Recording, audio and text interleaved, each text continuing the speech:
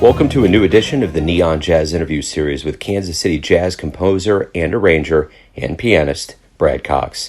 He is from a small town in Oklahoma, and he is a fixture on the Kansas City jazz scene.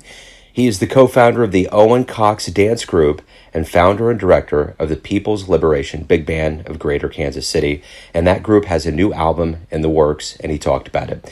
He is firmly in the American Ellington tradition and has dedicated his work to forming creative, collaborative relationships with musicians and to writing music for those musicians.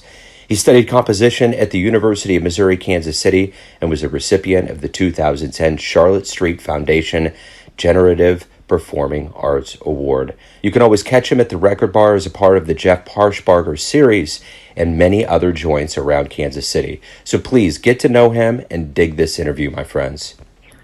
So, Brad, thank you for taking a minute out for Neon Jazz, man. I appreciate it. Oh, yeah, no problem. It's my pleasure.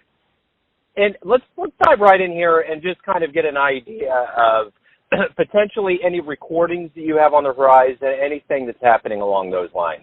We have a recording with People's Liberation Big Band, almost completely mixed now. We just have to mix 2 more tracks on it, and so that should be available pretty soon, next couple of months anyway. And I have a recording with the octet that I've been playing with and writing for that we're working on and going to try to get back into the studio at the in the summer here in August and get a few more tracks recorded on that and try and get that out very soon.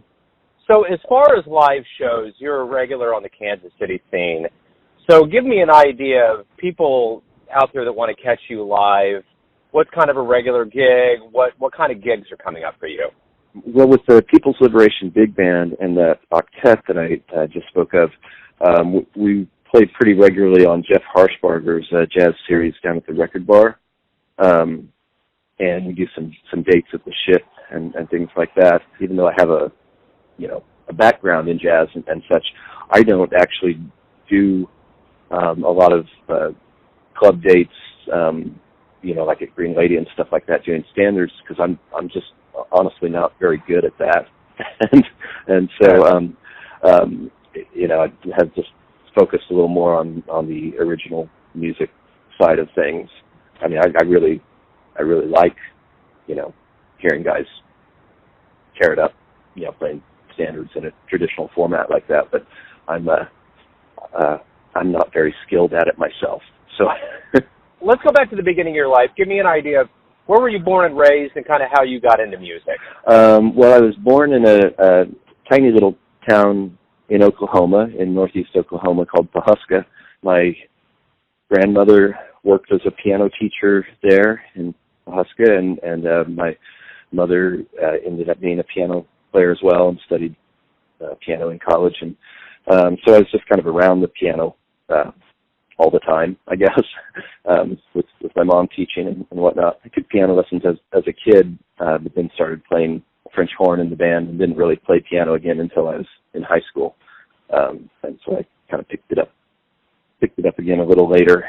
But kind of early on, I guess, in music, I got just sort of primarily interested in composing and arranging rather than playing. What were some of your early jazz influences, early albums, things that made you say, man, these guys got it? One of the earliest influences was Weather Report. I started listening to them, back in the, I guess in my early high school days or whatever, late junior high, something around there, and just really loved Joseph Owen's writing and Wayne Shorter's playing and of course the rhythm sections were always just stellar, so that was probably sort of the way that I got into jazz anyway, was through that kind of stuff, Weather Report and that kind of fusion stuff, and sort of went backward from there, and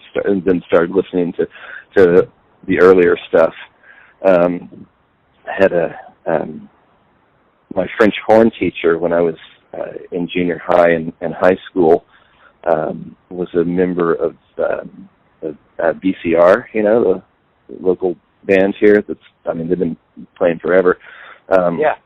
And I remember when I was, I guess, early high school, he told me, I should go see this show that they were opening up for at the Art Institute, and it was a band called Ronald Shannon Jackson and the Decoding Society, and he was a big Ornette Coleman disciple, and I had never heard anything like that before, and that really just kind of blew my mind. It's one, you have those certain experiences when you're young where you hear something new and it's just a revelation. You think, oh God, I didn't know music could work like this, and so that got me kind of interested in more kind of outside jazz and things like that. So as you go on in your life, you attend UMKC and then obviously move on in your professional career. Give me an idea of what it was like at UMKC, kind of some and how that was, how much you grew during that time. I had a really great experience at UMKC. I studied with Jim Moberly, he was my composition teacher. I was got a degree in music composition there, and I studied with Jim Moberly, and Gerald Kimner was a professor there at the time, and so I studied with both of those guys, and it was a really great experience for me. It was interesting being in the composition department, but being interested in jazz, because a lot of the jazz that I was writing when I would take it to people in the jazz department, and this was actually back pre-Bobby Watson, so Mike Parkinson ran the department at that time. And so a lot of the jazz players take music to them, and they would think, wow, they would think this is really kind of weird, right? The stuff you're writing. But then in the composition department, it was considered not very unusual at all. So they thought the composition department kind of thought I was being very, very traditional, and the jazz department thought it was pretty strange. So it was kind of funny. When you got your start, you started playing. Give me an idea how your professional career started. So, was it in Kansas City? How did you feel? What was the gig, and how did it kind of take off? I would say that my professional career kind of went in fits and starts, really. I spent some time doing, some other kinds of work as well. Did some work outside of music and working with kids with developmental disabilities and stuff like that. And so it wasn't really until a little, later, I guess, than most people start a professional career in music that I did personally. I didn't really start doing just music as my career until I was in my early 30s, and because of the work I guess the kind of work I do, or my skill set or whatever, it's always been a sort of a mishmash of stuff, really. I do some composing and arranging work for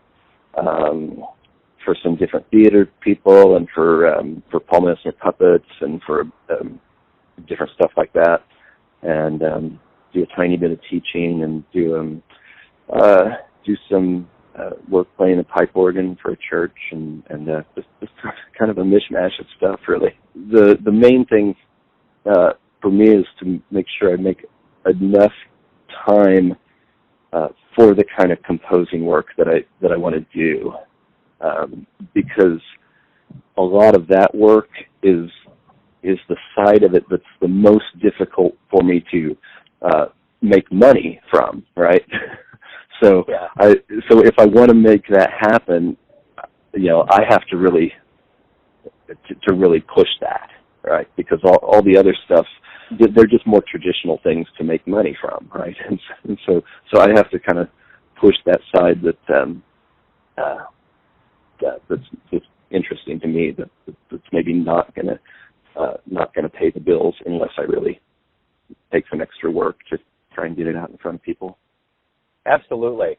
So at this point in your life, are you happy with where your career is and what you're doing and your output and all of the things that go into that? Yes, I am happy with the way things have kind of come around. I'm always kind of working on trying to figure out other ways to get in front of people with the with the original music and get more people to hear that. It's all working out well. I guess I should have mentioned as well that that part of that output, or a big part of it, has been a dance ensemble that I formed with my wife a few years ago called Owen Cox Dance Group, and so I do music for that, and that's become kind of a big part of that creative output end of things as far as the career goes.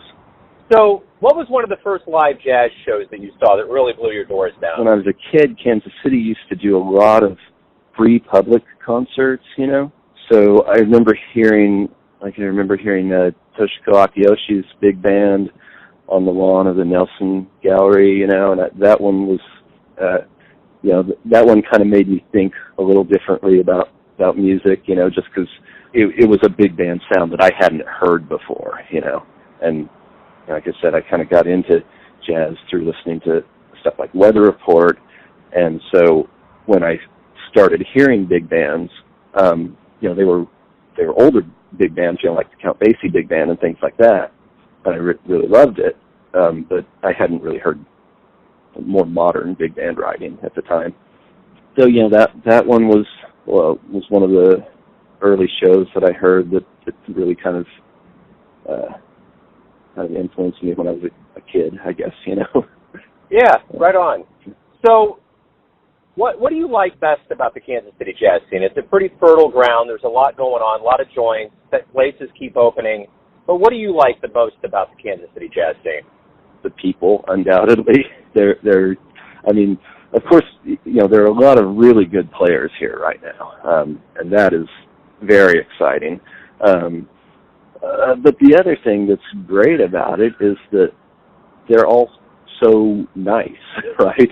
And they're very, they're very giving as far as with their time and with their talents, and everybody's just sort of, it's very much a sharing kind of community, I think. Why do you love jazz? That's a very interesting question. The thing, I love the freedom of improvisation. That is a part of it. But as a composer, I a lot of times want to sort of make sure that the pieces that I'm writing have a certain arc to them, right? So one of the things that's most interesting to me is writing music in a way that I can leave people space, for their input, but also shape the whole thing. So I guess the thing that I love about jazz is just that interactive part of it, and the fact that other people are bringing their creativity to the things that I'm writing. I've never been as comfortable in more of the classical writing sort of setting, where my job is to kind of write everything down as specifically as possible, and just because I feel like other people can bring other things to it, and it's just like any kind of creative process. When other people are bringing things to it, maybe it works out something a little stronger, Yeah, absolutely. If I could take you back in a time machine, the Jazz DeLorean, back to 18 and Vine, back in the heyday, who do you want to see live? Jeez, there's so many great players, but the person that I would want to not only see live but sit down for a conversation with would probably be Mary Lou Williams. Her arranging and composition was just so strong, and her piano playing was great. Of course, she's a phenomenal piano player, but I really loved her arrangements and compositions. So it's all going to come down to this. Everyone has a version or interpretation of you, and I preface this with one of the other day I was listening to Jeff Harsbarger on the bridge talk about the scene, and he brought you up, and he said basically this. He doesn't use this term lightly, but he wanted it to be clear that he feels like you're a genius, and he is totally blown away by your abilities as an arranger, composer, and as a musician. And My question is this. Everyone has a version or an interpretation of you, like Jeff, your family, your friends, your fans, but you know yourself best. What's your take on who you are? Who do you think you are? As kind as Jeff was to say that, I definitely would. Well, not a genius. I'm definitely not. To be entirely honest, I'm somebody who's had to work really hard for any little bit of ability that I have. There are a lot of people that and a lot of people that I work with quite regularly that are seem so naturally talented with what they do, and so I guess I just my take on it would be that I'm somebody who tries to work pretty hard. So right on. I think about it a lot, and I try to work on it. Yeah, it's that's a slow good, process. Yeah, it always is. It always is. Man, that's a great way to wrap everything up. That's kind of an essence question, and it's a great essence answer. So, Brett, thank you for taking some time out. Thank you for what you do for Kansas City. I appreciate it, man. Hey, thank you, Joe. Really a pleasure to talk to you. Thanks for listening and tuning in to another Neon Jazz interview, where we give you a bit of insight into the finest cats in Kansas City and spots all over the world, giving fans all that jazz. And thanks to Brad for his time, music, and cool. If you want to hear more interviews, go to Famous Interviews with Joe Domino in the iTunes Store. Visit Neon Jazz at youtube.com, and for everything Neon Jazz, go to the neonjazz.blogspot.com. Until next time, enjoy the jazz, my friends.